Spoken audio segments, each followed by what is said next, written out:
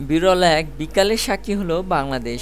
তুমুল লাল বিপ্লবে উড়ে গেল ১৫ বছরের বেশি স্থায়ী শেখ হাসিনা সরকার।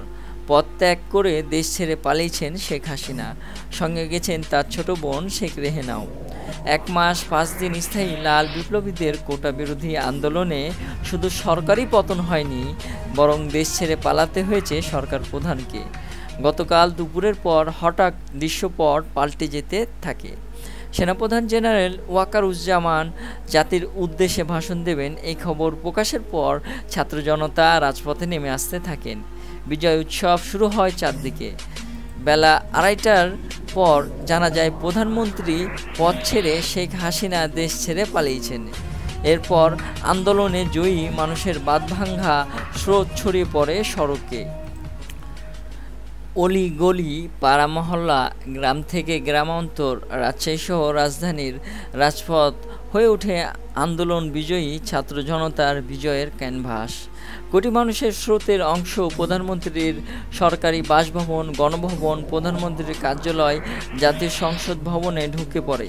এ সময় তারা এসব ভবনে নানাভাবে উচ্ছ্বাস প্রকাশ করেন। এ সময় লুটপাটের ঘটনাও ঘটে। বিকেল ৪টার আগে সেনাপ্রধান জেনারেল ওয়াকারুজ্জামান জাতির উদ্দেশ্যে ভাষণ দেন। ভাষণে তিনি প্রধানমন্ত্রীর পদত্যাগের তথ্য জানান। একই সঙ্গে একটি অন্তর্বর্তী সরকার দেশ পরিচালনা করবে বলেও তিনি জানান। বর্তমান পরিস্থিতিতে দেশবাসীকে শান্ত থাকার আহ্বান জানান তিনি। ভাষণ দেওয়ার আগে রাজনৈতিক দলের নেতা, সুশীল সমাজের প্রতিনিধিদের সঙ্গে আলোচনা করেন সেনাপ্রধান। দুপুরের পর খবর আসে পদত্যাগ করে দেশ ছেড়ে পালিয়েছেন আওয়ামী লীগের সভাপতি শেখ হাসিনা।